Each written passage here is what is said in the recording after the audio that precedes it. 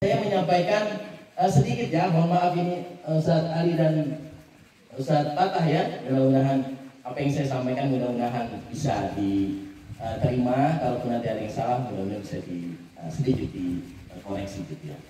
Baik, jamaah rahimakumullah beserta tahsin.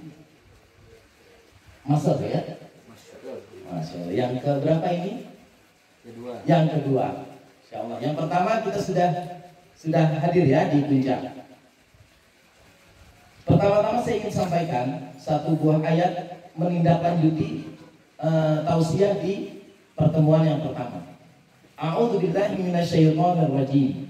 Alladzina atainahumul kitaba yatlunahu haqqa tilawati. Ulaika yu'minuna bihi wa man yakfur bihi fa ulaika humul khasirun. Kira-kira apa artinya? Pak De, kira-kira apa artinya mana? Bukan.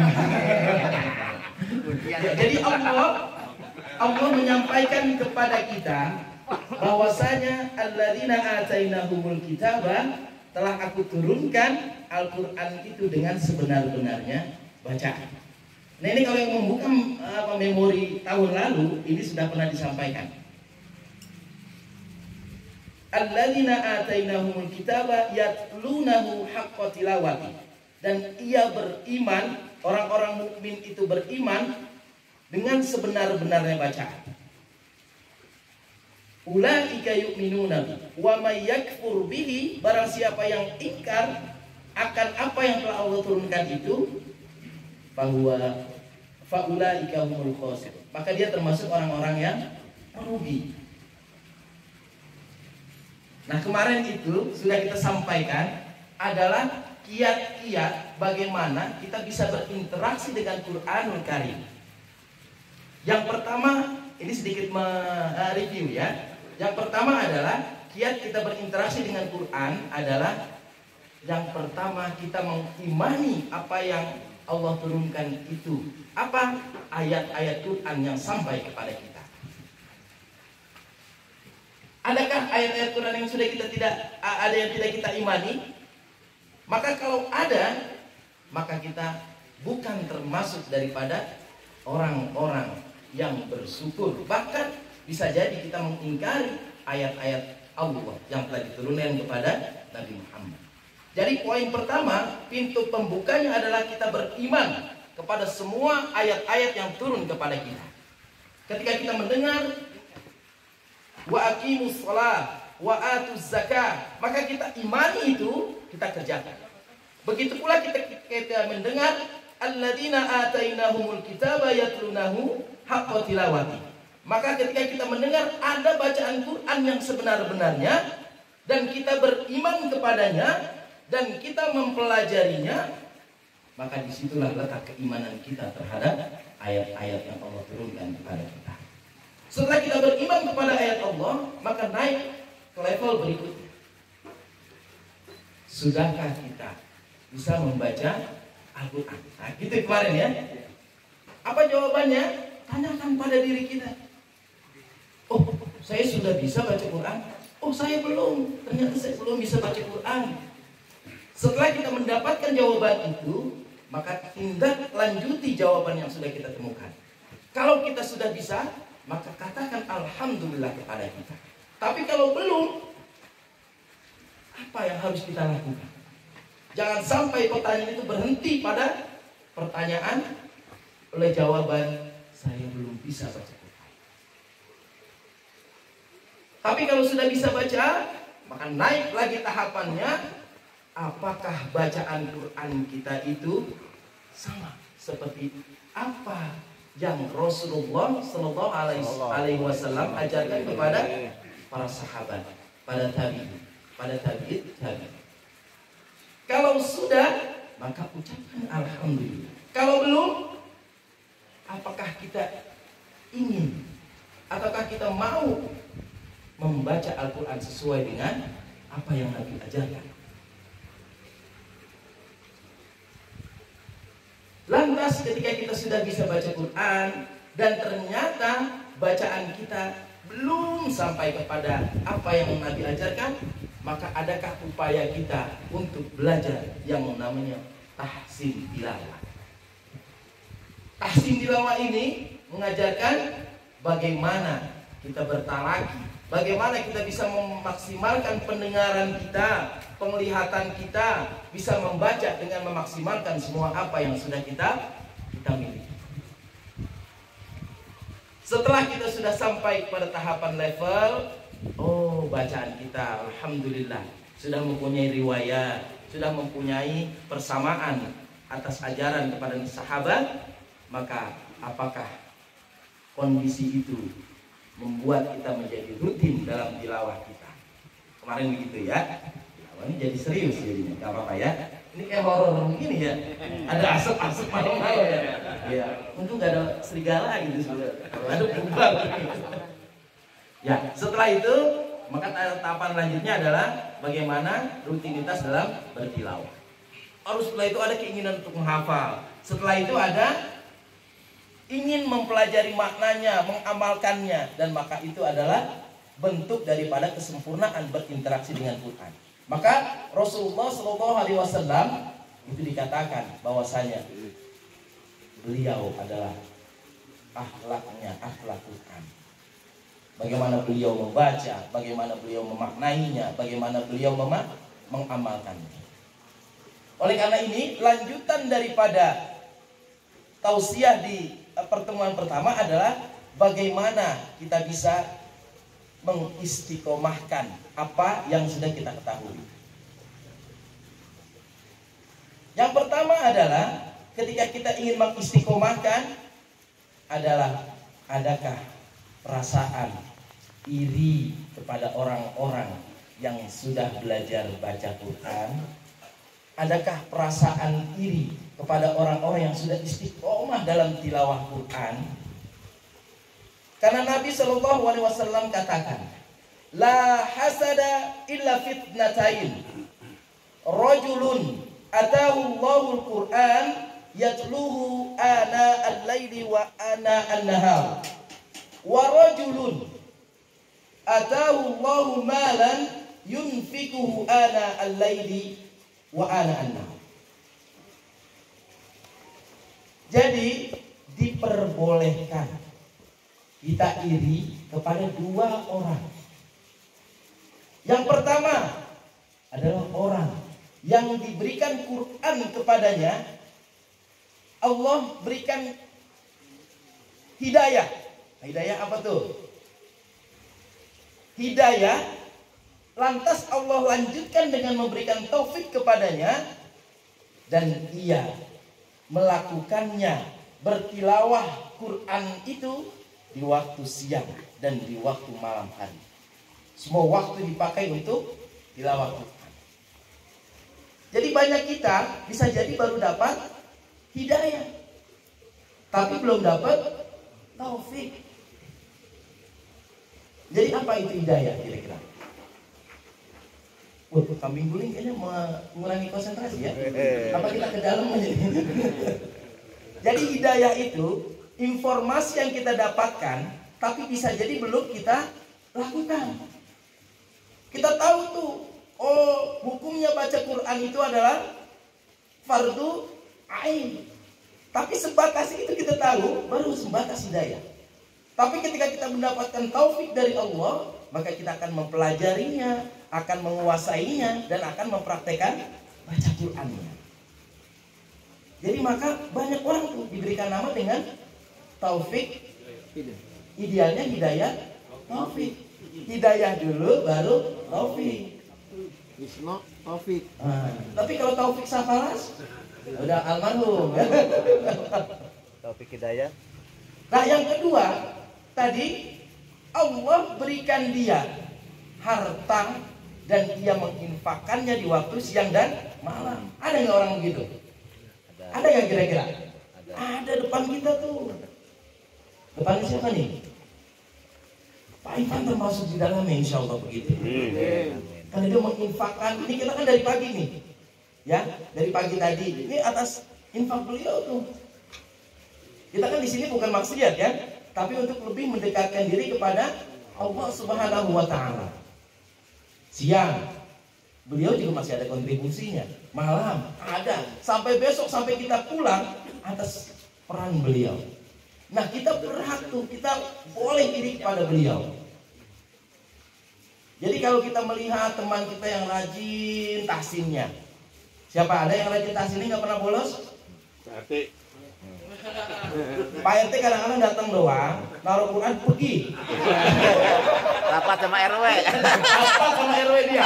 Balik-balik martabak datang balik-balik. Lalu dia. Biar iso. Tegesin banget.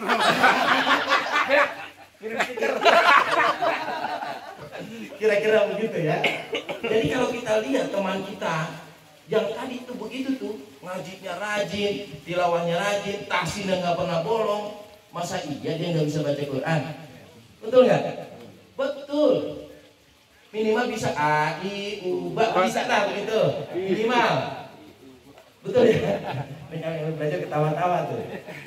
Karena suaranya salah dulu.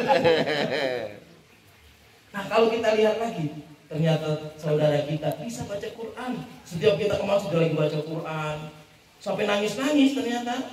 Masya Allah. Pas kita dengerin, oh ternyata dia bingung apa bacaannya gitu. Iya ternyata kita amati begitu ternyata. Maka ajak nanti kalian ketemu begitu, ajak. Setiap malam Senin, ajak. Mudah-mudahan kita menjadi wasilah. Mandala ala khairin kana mithla ajri fa'il. Barang siapa yang memberitahukan kebaikan, maka ia akan mendapatkan kebaikan daripada orang yang melakukan tanpa mengurangi pahala orang tersebut. Facebook. Saya ada telepon nih, saya terima dulu gimana ya? Terima dulu Pak Asad. Dulu lah. Sejam nih kira-kira. Baik ya, sini dulu. Baik, tadi adalah kita boleh iri kepada orang-orang yang telah Allah berikan kemampuan untuk tilawah siang, malam, hari, dan juga orang yang telah diberikan kemampuan kekayaan, dan kekayaannya itu dia infakkan di waktu siang maupun malam. Jadi kalau kita ingin menjaga keistiqomahan kita dalam bertilawah, maka cari orang-orang begitu dan tanamkan kepada diri kita, kita juga bisa seperti itu. Kalau udah kita ngelihat orang itu anteng-anteng aja, adem-adem aja, nah itu ya hati-hati. Kayaknya hati ini belum kesentuh tuh sama orang yang begitu. Hati-hati. Bahkan kalau bisa istighfar, taubat, ada yang salah pada diri kita. Apalagi kalau kita melihat orang tersebut kita menjadi gedek banget orang itu makin salah lagi. Kita nggak senang nih sama dia nih. Kenapa? Oh, dia rajin banget hasilnya. Dia tilawahnya rajin banget. Wah, nggak enak banget melihatnya gitu. Kayaknya dia pengen banget tuh dibilang apa gitu ya. Nah, itu jangan sampai terjadi pada diri kita. Dan yang kedua untuk mendapatkan keistiqomahan kita dalam tilawah kita yakini bahwasanya hadis Nabi yang mengatakan Iqra'ul Qur'an fa innahu yaumal qiyamah safi'an li ashabi. Bacalah Quran karena sesungguhnya dia akan datang bagi yang membacanya adalah syafaat. Siapa itu yang akan diberikan syafaat? Yaitu li ashabi. As-sahih. Ada yang punya as-sahih di sini? Yang kita pakai itu Quran as-sahih, itu sahabat Quran. Jadi kalau orang ngaku bersahabat dengan Quran, pasti dia akrab tuh dengan Quran. Gimana caranya kita bisa akrab? Huruf hijaiyahnya kadang-kadang kita juga kurang pas, makrotnya, sifatnya. Bagaimana kita bisa akrab? Hukum-hukumnya juga kita kadang-kadang suka bingung. Bagaimana bisa dibilang akrab? Orang kita baca Quran juga kadang-kadang setiap hari juga kurang gitu ya. Bagaimana bisa dibilang akrab? Seminggu sekali kadang-kadang tidak ada keterangan. Nah kalau di lembaga 3 kali tidak ada keterangan, daftar ulang. Kalau di masjid kan enggak tuh. Oh datang. Kelas malah. Makan minta pertama. Sama RT itu. Iyalah punya wilayah. Harusnya Harusnya kan RT kedua ya. Ini ke satu, berarti menjalani prosedur. 2 apa 1 teh? 2. Besok-besok kedua. Jadi kalau kita ngaku, kita aja nih ada apa tuh? Sahabat Tahsin. Masya Allah. Kenapa bisa ada sahabat Tahsin? Agar kita bisa menjadi lebih dekat, lebih kenal, lebih akrab. Jangan-jangan di antara kita ada yang belum kenal nih. Betul nggak? Belum sama menteri itu. Tuh kan? Ada yang belum kenal kan? Ini di antara kita bisa jadi yang belum kenal nih. Senyum sih senyum, cuma siapa namanya? Kenal semua. Nuce di grup nuce kan. Iya. Berarti kalau memang sahabat, ya perlakuan kita kepada sahabat itu ya begitu. Ketika sahabat lagi sakit, oh kita dijenguk. Ketika sahabat lagi berduka, ya kita bantu. Kalau lagi senang, kita ikut senang. Kalau sahabat susah, tambah senang. Dapat susah lain. Boleh gitu ya. Ya, jadi kalau sahabat itu berarti kita mengerti hak Quran itu seperti apa sih? Bahkan bukan hanya hak Quran, hak huruf saja, hak harokat saja, hak hukum-hukum yang ada pada Quran itu kita harus tahu. Kita sudah belajar hak harokat, ada hak asli, ada hak tidak asli.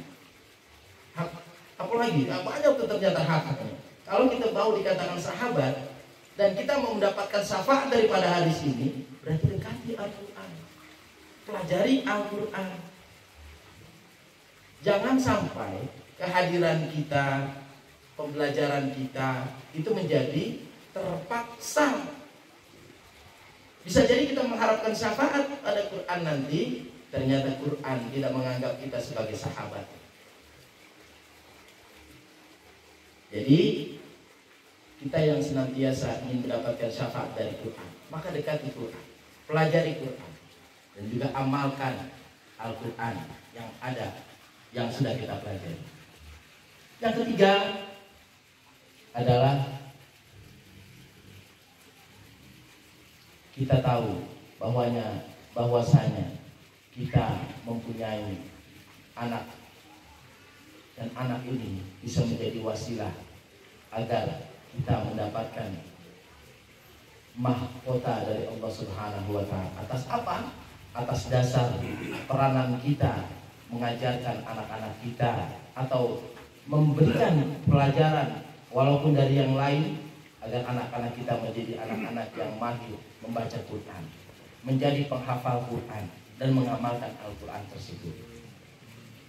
Dan semoga Allah mudahkan kita semua bahwasanya dengan wasilah Quran, kita yang hadir di sini atas wasilah Quran, kita yang hadir di sini karena kecintaan kita kepada Quran, kita yang hadir di sini karena ingin disebut sebagai sahabat Quran, dan akhirnya kita semua yang mengharapkan syafaat Quran, semoga Allah jadikan ini sebagai wasilah kita untuk mendapatkan semuanya. Dan hadis Nabi juga mengatakan bahwasanya seorang mukmin yang senantiasa membaca Quran seperti buah utrujah. Apa itu buah utrujah?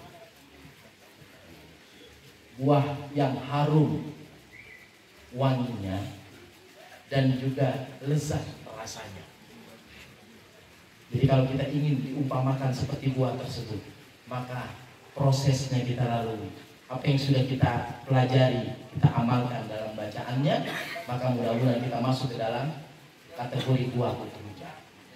Tapi bagi seorang mukmin yang telah Allah bentangkan kesempatan dia untuk belajar Quran, ternyata dia tidak mengambil membaca Al-Quran, dan ternyata dia tidak membaca Al-Quran, dan dia diumpamakan seperti buah kurma. Buah kurma itu manis rasanya, tapi tidak ada aromanya. Jadi orang mukmin itu sebenarnya baik hatinya, sikapnya, tapi kalau dia tidak baca Quran, maka dia tidak wangi atau tidak harum wangi aromanya. Sedangkan bagi mukmin yang tidak membaca Quran, dan dia tidak mau mempelajari Quran, maka dia seperti buah yang tidak mempunyai aroma.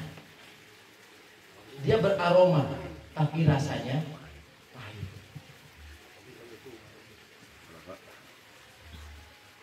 Apakah tua itu mempengaruhi? Wah, jadi bersambung. Muda. Jadi ke situ. Ya. Jadi usia-usia kita sebenarnya hadir di sini adalah usia-usia golden, keemasan. Betul ya? Karena memang waktunya udah mepet nih. Nggak ada penundaan lagi. Semakin ditunda, semakin lewat masa itu. Setelah masa keemasan lewat, maka dia masanya jadi masa iya atau masa gitu loh. Jadi masa-masa itu, masa-masa yang sudah kita lewati itu harus kita tebus dengan masa-masa yang akan kita hadapi. Masa yang akan kita hadapi harus jauh lebih baik daripada masa yang sudah kita lewati. Jadi tidak ada kata terlambat. Kami menunggu bagi yang belum bergabung untuk hadir di malam ini. Mudah-mudahan kita semua diberikan kemudahan oleh Allah dalam kehadiran, dalam pemahaman, dalam mempraktekannya, dan juga dalam mengamalkannya apa yang sudah kita pelajari.